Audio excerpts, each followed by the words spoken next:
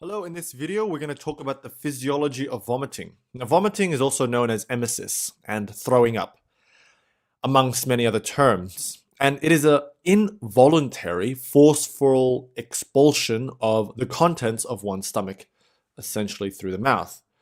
We will look at the so-called emetic reflex, which is the vomiting reflex. And in order to understand the vomiting reflex, we need to talk about the brain. So here is the brain and the brain stem. There's an area of the brain stem called the medulla oblongata, where we find what's called the vomiting center. The vomiting center contains essentially muscarinic receptors, types of receptors. And when these receptors are stimulated within the vomiting center, this will trigger the vomiting reflex, so the process of vomiting. Close to the vomiting center, also near the medulla oblongata of the brainstem, is another area called the chemoreceptor trigger zone, or CTZ for short. Now, the CTZ, as the name suggests, gets triggered by chemicals. And the CTZ contains a few types of receptors, and these are the dopamine 2 receptors and the 5-HT receptors. 5-HT essentially is serotonin. So these are serotonin receptors. It's easy to remember CTZ because we know that chemotherapy stimulates this chemoreceptor trigger zone. So when the chemoreceptor trigger zone, the CTZ, is stimulated, it will then stimulate the muscarinic receptors of the vomiting center. And when the muscarinic receptors of the vomiting center are stimulated, this will cause the vomiting reflex, the emetic reflex.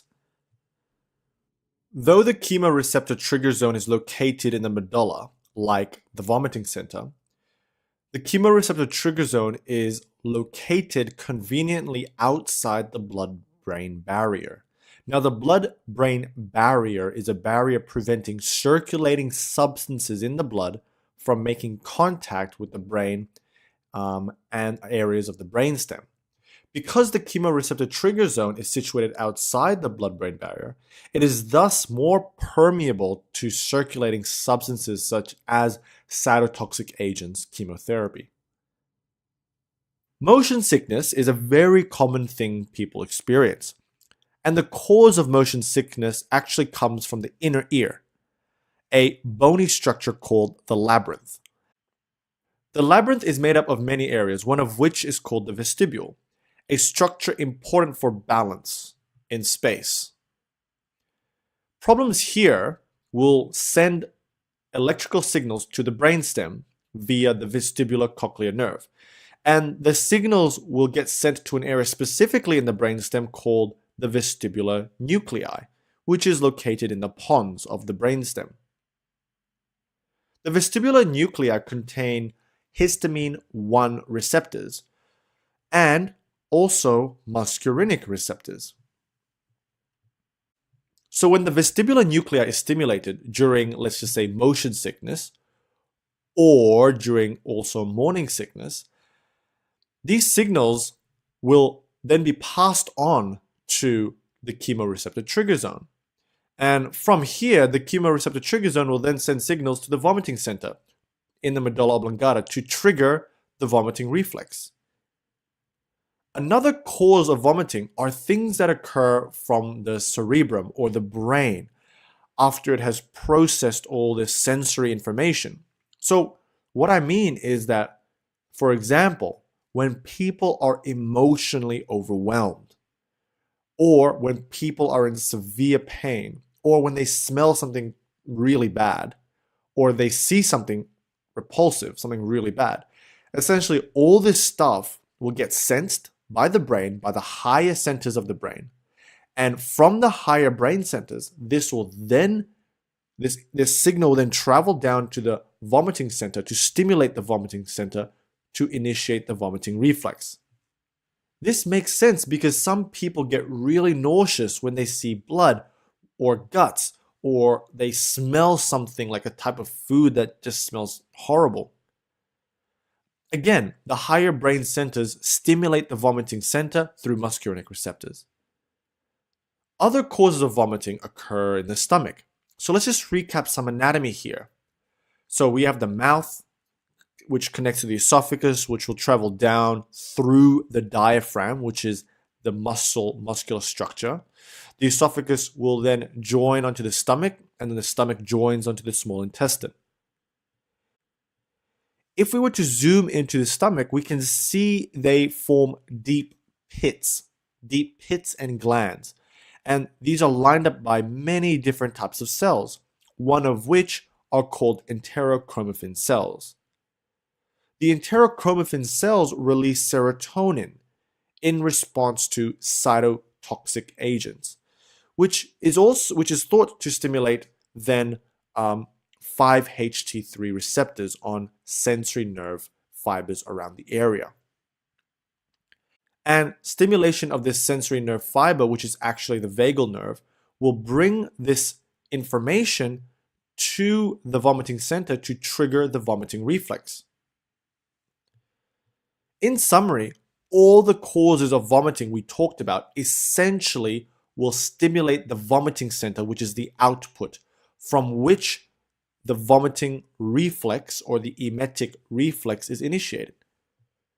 Let's focus on what the vomiting reflex is and actually what happens during the process. First, it actually causes the lower esophageal sphincter to relax, which makes sense because we need food to come up towards the mouth when we vomit. We also need the diaphragm to contract and also the abdominal muscles to contract so that it will help push the food back up. And this happens because we are increasing intra-abdominal pressure when we contract our muscles. There are also autonomic changes such as tachycardia, which is increase in heart rate, and we also increase salivation as well as peristalsis. The vomiting reflex also causes the epiglottis to close on at the top part because we don't want food to travel down to the lungs. And once the vomiting reflex does all these things, then the vomit or the food, expulsion of food can happen. So that was the physiology of vomiting, the emetic reflex, the vomiting reflex. Now let's talk about the medications that are used to treat, manage, and prevent nausea and vomiting in an acute as well as chronic situations. These medications are also known as antiemetics, basically preventing emesis, preventing vomiting. And the different classes of antiemetics include histamine 1 receptor antagonists. Histamine 1 antagonists are also called the histamine blockers, which include promethazine. So they're also called antihistamines. And these class of medications actually they, as the name suggests, block histamine, specifically histamine 1 receptors.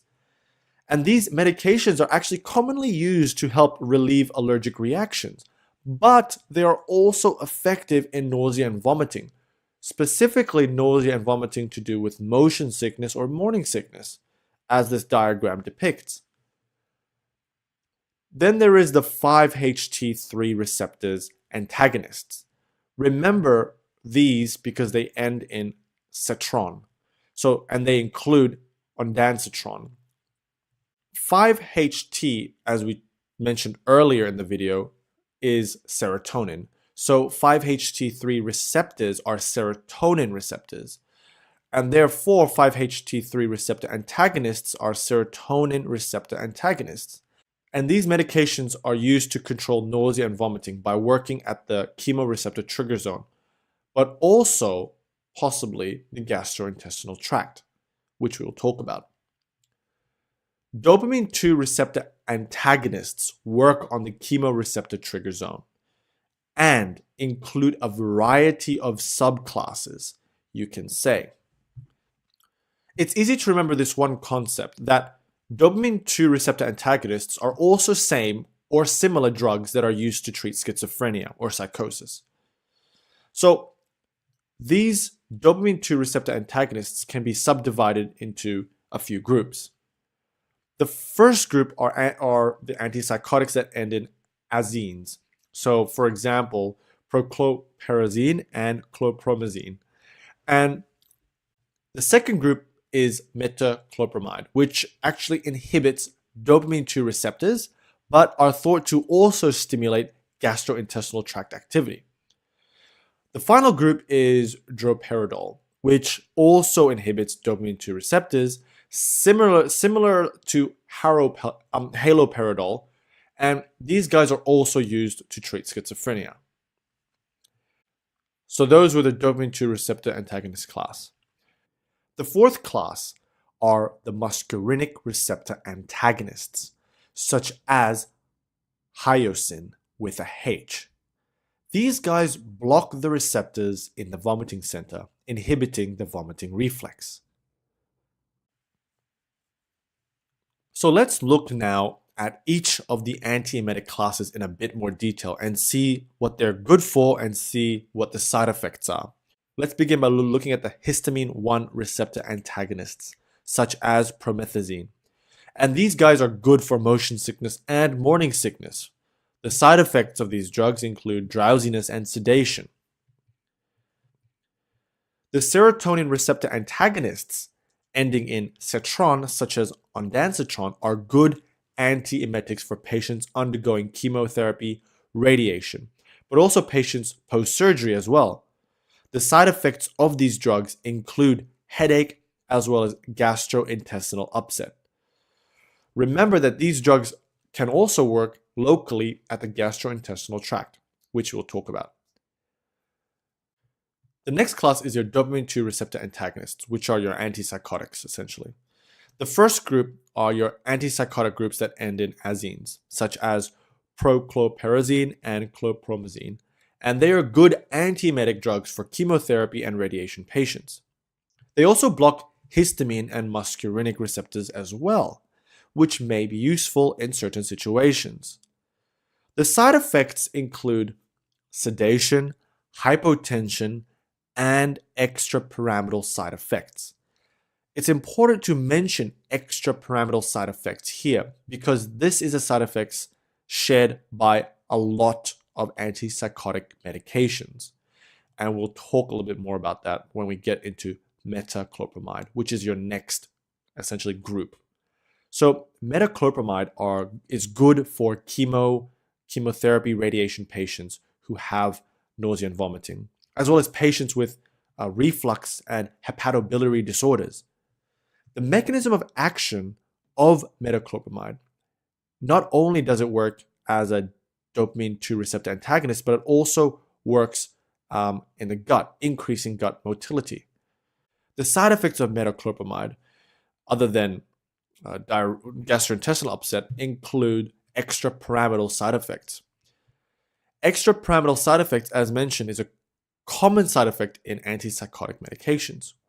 And these extrapyramidal side effects include akathisia, which is restlessness, tardive dyskinesia, spasmodic torticollis, ocular gyrus crisis, and it can also increase prolactin levels, which can result in galactorrhea, menstrual problems, as well as more lactation.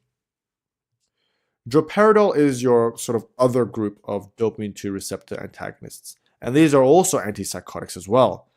And these drugs are good for acute chemotherapy-induced vomiting. Droperidol is also used in surgery for post-operative nausea and vomiting. So now focusing on the stomach area, remember that we talked about the serotonin receptor antagonists, the 5-HT3 receptor antagonists. Well, they can also work locally in the gut because there are serotonin receptors on sensory nerve fibers here. And so what happens is that ondansetron, for example, can work locally here. Thus, ondansetron is often used in pregnancy for those with bad nausea and vomiting, although it is not recommended in the first trimester. And there are some conflicting sort of evidence, you can say. Finally, the muscarinic receptor antagonists or anticholinergics, such as hyoscine with a H, are good as prophylaxis for certain conditions and situations, as well as for motion sickness. Side effects of these medications include having a dry mouth, blurry vision, and drowsiness. it's easy to remember these side effects because they are anticholinergic side effects. And remember Alice in Wonderland for the anticholinergic syndrome. The muscarinic receptor antagonists are good as prophylaxis and for treating motion sickness because they also work at the vestibular nuclei, which is where the whole process is, if you remember. So that concludes the video on the pharmacology of vomiting. So that concludes the video on the pharmacology of antiemetics. There are obviously other antiemetics used, which I have not mentioned, but this is the overall group and classes. Thank you for watching. I hope you enjoyed this video.